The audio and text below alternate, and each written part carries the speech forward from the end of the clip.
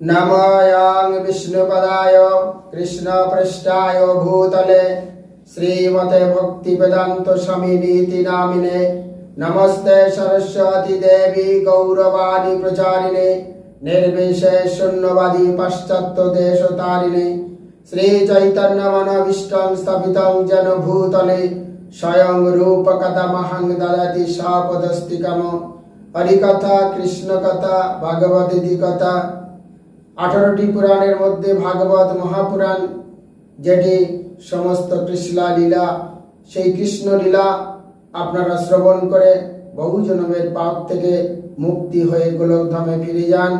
আজ আমি ভাগবতের স্কন্ধ 5 অধ্যায় 8 ভরত মহারাজের চরিত্র কথা আলোচনা করছি, আপনারা শ্রবণ করুন। একদা তু মহানন্দং কৃত ভীষক নৈমিকাশক ব্রহ্মাক্ষরম ভৃগানন মুহূর্ত ত্রয় মুদাকান্ত উপবিশ। সুখদেব গোস্বামী বললেন, হে রাজন, একদিন মলমূত্র ত্যাগাদি প্রাতকৃত্য সমাপন করে স্নান করার পর মহারাজ ভরত প্রণব মন্ত্র জপ করতে করতে তিনি মুহূর্তকাল গণ্ডকী নদীর তীরে উপবেশন করেছিলেন। হে রাজন, মহারাজ ভরত যখন নদীর তীরে বসেছিলেন তখন পিপাসায় কাতর হয়ে একটি হরিণী সেখানে জল পান করতে এসেছিল। হরিণীটি যখন গভীর তৃপ্তি সহকারে জল পান করছিল তখন অতি নিকটে একটি সিংহ গর্জন করে উঠল। সেই লোক ভয়ঙ্কর শব্দ হরিণীটির কর্ণে প্রবেশ করল। হরিণী স্বভাবতই মৃত্যু ভয়ে ভীতা এবং তাই সে চপতি নয়নে ইতস্তত দৃষ্টিপাত করছিল। সেই গর্জন শুনে সে অত্যন্ত ভয়ার্ত হয়েছিল এবং ভয়চকিত দৃষ্টি নিক্ষেপ করে পিপাসা নিবৃত্তি না হলেও সে লাফ দিয়ে নদী পার হলো। সেই হরিণীটি পূর্ণ গর্ভবতী ছিল, সুতরাং ভয়ে সে যখন লাফ দিয়েছিল তখন তার গর্ভস্থ সন্তান জনি নির্গত হয়ে নদীর প্রবাহে পতিত হল।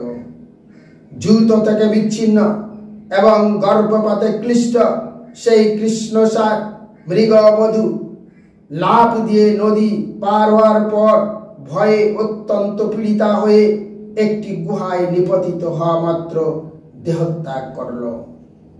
রাজর্ষি ভরত নদীর তীরে বসে সেই মৃতহারা হরিণ শিশুটি নদীর জলে ভেসে যেতে দেখলেন। তা দেখে তার হৃদয় করুণায় সঞ্চার হলো। তিনি বন্ধুর মতো সেই মৃগ শিশুটিকে স্রোত থেকে তুলে এনে তাকে মাতৃহারা জেনে তার আশ্রমে নিয়ে এসেছিল। ধীরে ধীরে মহারাজ ভরত সেই মৃগটির প্রতি অত্যন্ত আসক্ত হয়ে পড়েছিল। তৃণ আদি দ্বারা পোষণ, বাঘ এবং অন্যান্য হিংস্র প্রাণীদের আক্রমণ থেকে তাকে রক্ষা, কুণ্ডয়ন আদির দ্বারা প্রীতি সম্পাদন, চুম্বন আদির দ্বারা লালন প্রভৃতির দ্বারা তিনি তাকে গভীর স্নেহে লালন পালন করতে লাগলেন। এইভাবে হরিণ শিশুটির প্রতি আসক্ত হয়ে মহারাজ ভরত তার আধ্যাত্মিক উন্নতি সাধনের কর্তব্য কর্মগুলি বিস্তৃত হয়েছিলেন এবং ধীরে ধীরে তিনি ভগবানের আরাধনা থেকে ভ্রষ্ট হয়েছিলেন। এইভাবে কিছুদিনের মধ্যেই তিনি তার পরমার্থিক উন্নতি সাধনের উদ্দেশ্য সম্পূর্ণভাবে বিস্তৃত হয়েছিল। মহারাজ ভরত মনে মনে চিন্তা করলেন, আহা, এই অসহায় হরিণ শিশুটি ভগবানের কালরূপ চক্রের পরিভ্রমণের বেগে স্বজন সুহৃদ বন্ধুদের থেকে বিচ্ছিত হয়ে আমাকেই আশ্রয় রূপে প্রাপ্ত হয়েছে।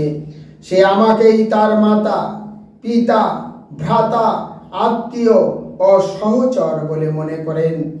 আমার প্রতি এর পূর্ণ বিশ্বাস আছে। আমাকে ছাড়া এ আর অন্য কাউকে জানে না। অতএব এর প্রতি মাৎসর্য পরায়ণ হয়ে আমার মনে করা উচিত নয় যে এর জন্য আমার স্বার্থহানি হবে। এর লালন পালন পোষণ এবং তোষণ করা আমার অবশ্য কর্তব্য। যেহেতু এ আমার শরণাগত হয়েছে, তাই আমি কিভাবে তাকে অবহেলা করতে পারি? যদিও এই হরিণীটির জন্য আমার পরমার্থিক কর্তব্য ব্যাহত হচ্ছে, তবুও শরণাগতের অবহেলা করা তো উচিত নয়।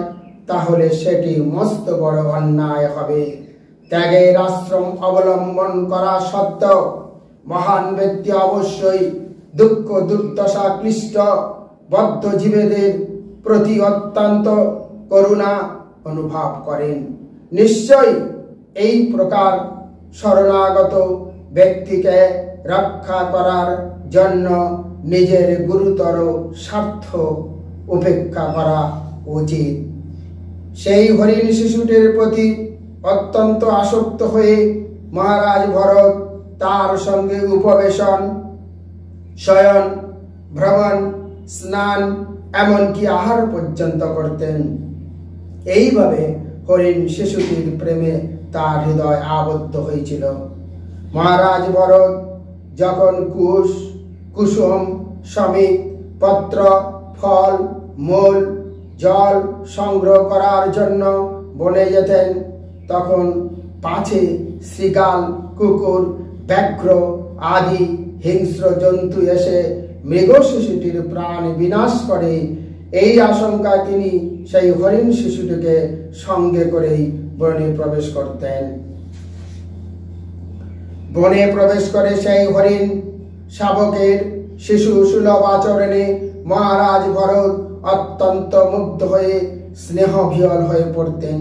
তিনি কখনো সেই হরিণ শিশুটিকে স্কন্ধে বহন করতেন, কখনো কোলে স্থাপন করতেন এবং কখনো শয়ন করতেন। তখন ঘুমন্ত অবস্থায় তার বক্ষে স্থাপন করতেন। এইভাবে সেই পশুটিকে আদরের সঙ্গে লালন করতে করতে তিনি পরম আনন্দ লাভ করেছিলেন। মহারাজ ভরত যখন ভগবানের পূজা করতেন অথবা নিত্য নৈমিত্তিক কর্ম অনুষ্ঠান করতেন, তখন সেই ক্রিয়া সমাপ্ত না হতেই তিনি মাঝে মাঝে উঠে সেই হরিণ শিশুটি কোথায় গেছে তা দেখতেন। যখন তিনি দেখতেন যে হরিণ শিশুটি ভালোভাবেই রয়েছে, তখন তার মন এবং হৃদয় অত্যন্ত উৎফুল্ল হতো এবং তিনি সেই হরিণ শাবকটিকে আশীর্বাদ করে বলতেন, হে বৎস, তোমার সর্বপ্রকার মঙ্গল হোক। ভরত মহারাজ যদি কখনো সেই হরিণটিকে না দেখতে পেতেন, তখন তার মন অত্যন্ত ব্যাকুল হয়ে উঠত।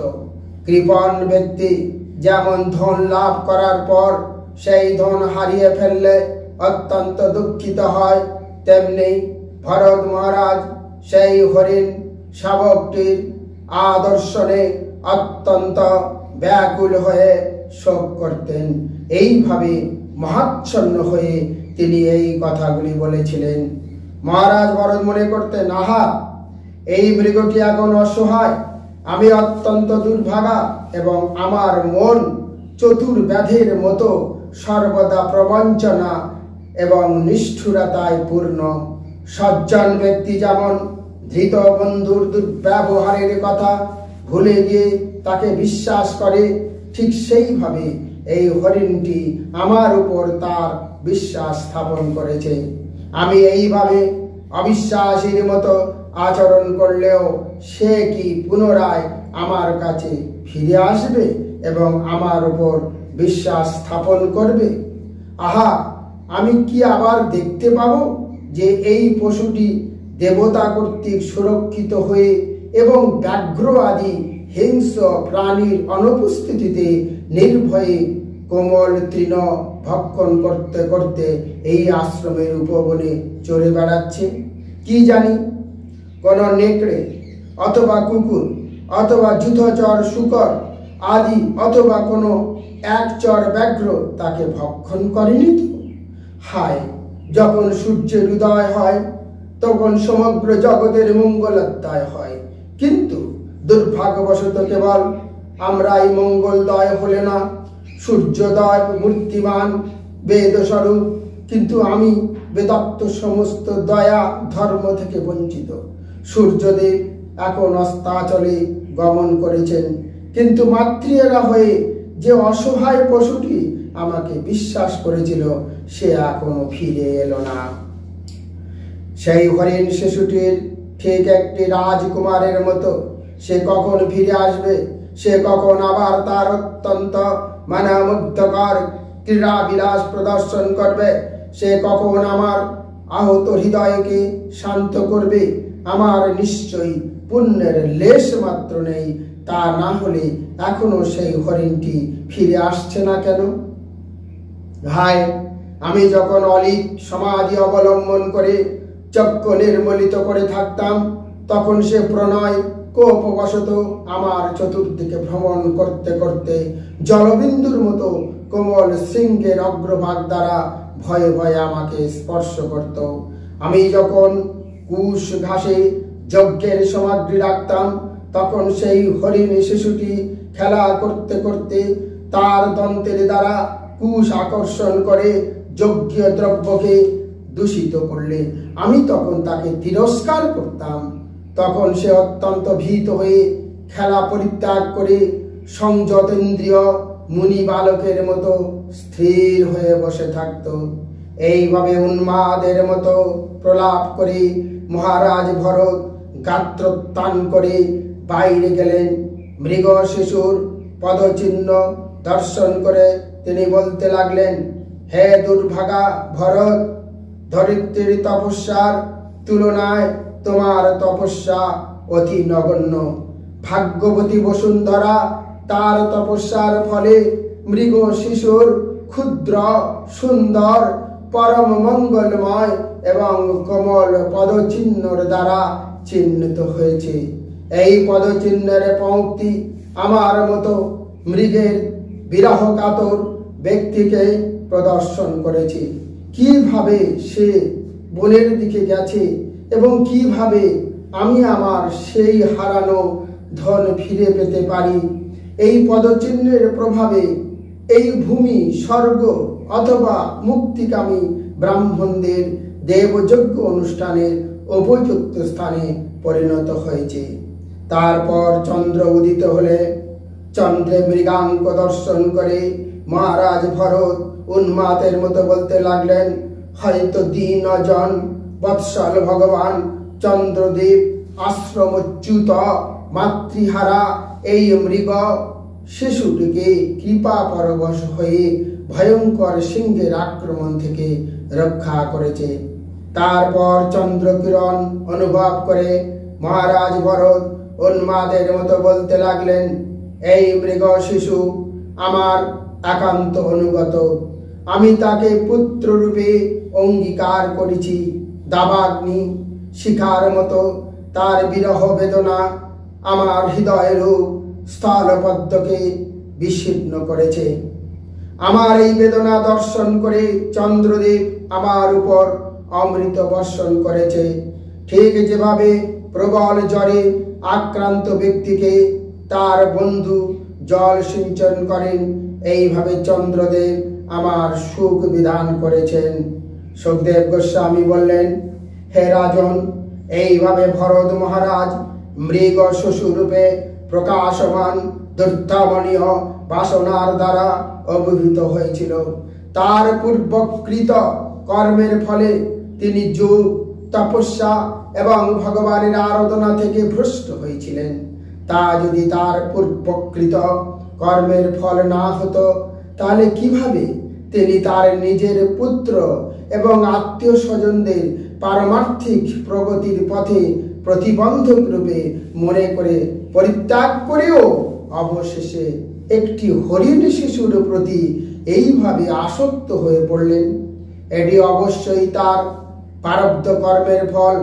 রাজা সেই হরিণ শাবকটির লালন পালনে এতই মগ্ন হয়েছিল যে তিনি তার পারমার্থিক কার্যকলাপ থেকে অধঃপতিত হন।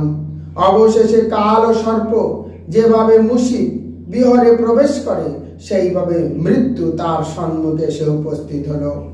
তার মৃত্যুর সময় তিনি দেখলেন যে সেই হরিণ শিশুটি তার নিজের পুত্রের মতো তার পাশে বসে শোক প্রকাশ করছে। তার চিত্ত সেই হরিণটিতেই অভিনিবিষ্ট ছিল। তার ফলে তিনি ভগবত বিমুখ মানুষের মতো এই সংসার হরিণ এবং মনুষ্য দেহ ত্যাগ করায় পরবর্তী জীবনে তিনি একটি হরিণের শরীর প্রাপ্ত হলেন। কিন্তু তা সত্ত্বেও তার একটি লাভ হয়েছিল, একটি হরিণের শরীর প্রাপ্ত হলেও তার পূর্ব জন্মের স্মৃতি বিনষ্ট হয়নি। হরিণের শরীর পাওয়া সত্ত্বেও ভরত মহারাজ তার পূর্ব জন্মের সুদৃঢ় ভক্তির প্রভাবে তার সেই শরীর ধারণ করার কারণ উপলব্ধি করতে পেরেছিলেন। তার বিগত এবং বর্তমান জীবনের কথা বিবেচনা করে তিনি নিরন্তর অনুতাপ করতে করতে নিম্নলিখিত কথাগুলি বলেছিলেন। ভরত মহারাজ হরিণ শরীরে মহারাজ ভরত অনুতাপ করতে লাগলেন, হায় কি দুর্ভাগ্য! আমি আত্ম উপলব্ধির পথ থেকে ভ্রষ্ট হয়েছি। আমি আমার নিজের পুত্র, স্ত্রী, গৃহ ইত্যাদি পরিত্যাগ করে আধ্যাত্মিক উন্নতি সাধনের জন্য পবিত্র বনের নির্জন স্থানে আশ্রয় গ্রহণ করেছিলাম। আমি জিতেন্দ্রিয় হয়ে এবং আত্মাকে উপলব্ধি করে ভগবান বাসুদেবের কথা শ্রবণ, কীর্তন, স্মরণ, বন্দন, অর্চন আদি ভক্তির অঙ্গ অনুশীলন করার মাধ্যমে ভগবানের সেবায় যুক্ত হয়েছিলাম। আমার এই প্রচেষ্টায় আমি এতই সফল হয়েছিলাম যে আমার মন সর্বদা ভগবানের প্রেমময়ী সেবায় মগ্ন থাকত। কিন্তু তা সত্ত্বেও আমার মূর্খতার জন্য আমার চিত্ত পুনরায় একটি হরিণের প্রতি আসক্ত হয়েছিল। এখন একটি হরিণ শরীর প্রাপ্ত হয়ে আমি ভগবত ভক্তির স্তর থেকে অনেক নিচে অধিপতিত হয়েছি। ভরত মহারাজ যদিও মৃগ শরীর প্রাপ্ত হয়েছিল, কিন্তু নিরন্তর অনুতাপ করার ফলে তিনি সম্পূর্ণরূপে জড় বিষয়ের প্রতি বিরক্ত হয়েছিলেন। তিনি সেই কথা কারোর কাছে প্রকাশ করেননি, কিন্তু তিনি তার মৃগ মাতাকে পরিত্যাগ করে তার জন্মস্থান কালঞ্জর পর্বত থেকে পুনরায় শালগ্রাম ক্ষেত্রে পুলস্ত পুলহ আশ্রমে ফিরে গিয়েছিলেন। তস্মিন্নাপি কালং প্রতীক্ষামান সংগাচ্চ ভৃশ মুদ্বিগ্ন আত্মসহচর শুষ্ক পূর্ণ তৃণ বিরুধা বর্তমান মৃগত্ব নিমিত্ত বাসনম গনয়ন্ন মৃগ শরীরং তীর্থদাক ক্লিন্ন মুৎসর্য। সেই আশ্রমে অবস্থান করে আবার যাতে অসৎ সঙ্গের শিকার না হতে হয়, সেই জন্য মহারাজ ভরত অত্যন্ত সতর্ক ছিলেন। তাঁর পূর্ব জীবনের কথা কারোর কাছে ব্যক্ত না করে তিনি কেবল শুকনো পাতা খেয়ে সেই আশ্রমে অবস্থান করতে লাগলেন। তিনি প্রকৃতপক্ষে একাকী ছিলেন না, কারণ পরমাত্মা যে সর্বদাই তার সঙ্গে রয়েছেন সেই কথা তিনি উপলব্ধি করতেন। এইভাবে তিনি তার মৃগ শরীরের অবসানকালের প্রতীক্ষা করতে লাগলেন। তারপর দেহ অবসানকালে সমুপস্থিত হলে তিনি সেই পবিত্র তীর্থে স্নান করে তার মৃগ শরীর পরিত্যাগ করেছিলেন। বৃন্দাবন, হরিদ্বার, প্রয়াগ, জগন্নাথপুরী আদি তীর্থস্থানগুলি বিশেষভাবে ভগবত ভক্তি সম্পাদনের স্থান। তাদের মধ্যে বৃন্দাবন সর্বশ্রেষ্ঠ। ভগবত ধাম বৈকুণ্ঠ লোকে ফিরে যাবার প্রয়াসী কৃষ্ণ ভক্ত বৈষ্ণবদের কাছে এই পবিত্র স্থানটি অত্যন্ত প্রিয়। বৃন্দাবনে বহু ভক্ত রয়েছেন যারা নিয়মিতভাবে যমুনায় স্নান করেন এবং তারপরে তার সমস্ত জড় কলুষ থেকে মুক্ত হন।